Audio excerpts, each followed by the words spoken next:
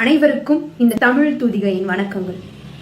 சிவாஜி ராவ் என்ற ரஜினிகாந்த் ஐயா அவர்களுக்கு வணக்கம். நீண்ட நெடிய நாட்களுக்கு பின் கட்சி தொடங்க இருப்பதாக அறிவிப்பு. உங்களிடம் சில கேள்விகள், அதற்கு உங்களுடைய விளக்கங்கள் என்ன? எனக்கு தெரிந்து கடந்த 6-7 ஆண்டுகளாக வந்த தானே புயல், ஒக்கி புயல், வர்தா புயல், கஜா புயல், நிவர் புயல், புரவி புயல் வரை தமிழகத்தை உருக்குலைத்தது. அப்பொழுது நீங்கள் மக்களிடையே ஆற்றிய பணி என்ன? தினந்தோறும் விலை உயரும் பெட்ரோல் டீசல் விலைகள் பற்றி உங்களது நிலைப்பாடு என்ன? ரயில்வே, விமானம், மின்சாரம் தனியார் மயப்படுத்துதல், பிஎஸ்என்எல் நட்டமான வங்கிகளை தனியார் மயப்படுத்துதல், இதை பற்றி உங்களது கருத்து என்ன? பட்டியலினத்தை சேர்ந்த ஹத்ரஸ் மனிஷா முதல் திண்டுக்கல் கலைவாணி வரை கற்பழித்துக் கொல்லப்பட்டார்களே, அதில் உங்களுடைய எதிர்ப்பு என்ன? EIA, CIA, முத்தலாக் சட்டங்களில் நீங்கள் கொடுத்த குரல் என்ன? கர்நாடகா அணை பிரச்சனையிலிருந்து மேகதாது அணை கட்டுவது வரைக்கும் உங்களது நிலைப்பாடு என்ன? 50%, 69% இடஒதுக்கீடு பற்றியும் அருந்ததி அணியின் இடஒதுக்கீடு பற்றியும் உங்களது கருத்து என்ன? நீட் தேர்வுக்கு நீங்கள் கொடுத்த குரல் என்ன? என் அக்கா அனிதா முதல் என் தம்பி விக்னேஷ் வர மருத்துவ கனவை தவிடுபுடியாக்கி சாகடிச்சாங்களே, அதுல உங்களது விளக்கம் என்ன? என் தமிழ் மீனவர்களை நிர்வாணப்படுத்தி வலைகளை பிச்சு சுட்டு கொன்னாங்களே, அதுல உங்களது கருத்து என்ன? மும்மொழி கொள்கை பற்றி உங்களது தெளிவு என்ன? பொய்கை டிவில சமஸ்கிருதம் செய்தி வாசிப்பது பற்றி உங்களது புரிதல் என்ன? 30 வருடங்களாக சிறையில் இருந்தும் விடுதலைக்கு அரசு தீர்மானம் போட்டும் 1 வருஷமாகி இன்னும் ஆளுநர் கையெழுத்திடலையே, அதுல உங்களது கருத்து என்ன? சேலம் 8 வழி சாலை பற்றி உங்களது நிலை என்ன? உங்களது முதலீடு முழுவதும் கர்நாடகாவில் உள்ளது. ஆனால் நீங்கள் அடிக்கடி சொல்லும் என்னை வாழ வைத்த தமிழ் மக்களுக்கு நீங்கள் செய்தது என்ன?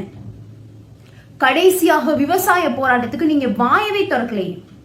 இன்னும் நிறைய இருக்கு. என் வயதிற்கு எனக்கு தெரிந்த விஷயங்களை கேட்கவே இன்னும் நிறைய இருக்கு. தாத்தா ரஜினிகாந்த் அவர்களே, இப்படி எந்த பிரச்சனைக்கும் நீங்க குரல் கொடுக்க மாட்டீங்க. ஆனா ஜனவரியில கட்சி தொடங்கி 3 மாசத்துல சிஸ்டத்தை சரி பண்ணி நீங்க முதலமைச்சர் ஆயிருவீங்க இல்ல?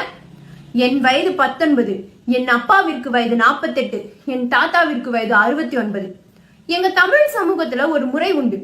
எங்க வீட்டுல ரிட்டையர்டான வயசான தாத்தா பாட்டி இருந்தா அவங்கள மரியாதையோட கவனிச்சுப்போம். அதுவும் உடல்நிலை குறைவா இருந்தா ரொம்ப அக்கறையோட பார்த்துப்போம். அவர்களது வேலை என்ன தெரியுமா? சின்ன குழந்தைங்க நாங்க சண்டை போட்டாலோ இல்ல அப்பா அம்மா சண்டை போட்டாலோ அதை தீர்த்து வைப்பது. நல்ல நாள் பெரிய நாள் அதுமோ அவங்க காலில் விழுந்து ஆசீர்வாதம் வாங்குவது. இதுதான்.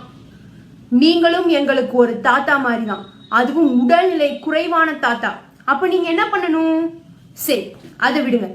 45 வருடமா சினிமால நடிச்சிட்டீங்க. உங்க படத்து கட் அவுட்டுக்கு பாலபிஷேகம் பண்றதும், உங்க பிறந்த நாள் அப்போ போஸ்டர் ஒட்டி உங்க வீட்டு வாசல்ல தவமா கிடக்குற என் அப்பாவோ சித்தப்பாவோ யாரும் ஒருத்தர் கூட இல்ல உங்க கட்சி தலைமையை ஏற்க. இந்த உலகிற்கு அரசியல் சொல்லிக் கொடுத்து பண்பாடு நாகரிகத்தை சொல்லிக் கொடுத்த தமிழ் சமூகம் ஐயா நாங்க.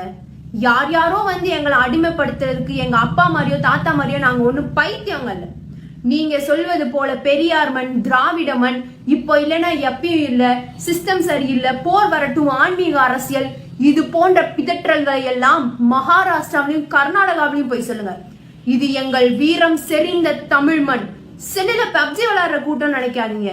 என்னை போன்ற இளைஞர்கள் அரசியல் பேச வந்து விட்டோம். வெள்ளை சட்டை போட்டுட்டு கும்பிடு போட்டுட்டு முட்டி போடுவது எங்கள் அரசியல் அல்ல. கைகளை உயர்த்தி நெஞ்சை நிமிர்த்தி திமிரோடும் கொள்கையோடும் இருப்பதுதான் எங்கள் அரசியல். நேரடியாக வருகிறேன் தாத்தா, என்னோடு விவாதிக்க நீங்க தயாரா? ஐயா நல்ல கண்ணு, ஐயா ஜீவானந்த் அவர்களின் அரசியலை பாருங்க. அவர்களின் தூய்மையான அரசியலை பாருங்க. அர்ப்பணிப்பை பாருங்க. கொள்கைகளை பாருங்க. அதுதான் தூய்மையான அரசியல். எங்கு பிறப்பினும் தமிழன் தமிழனே, இங்கு பிறப்பினும் அயலான் அயலானே. வாழ்க தமிழ்.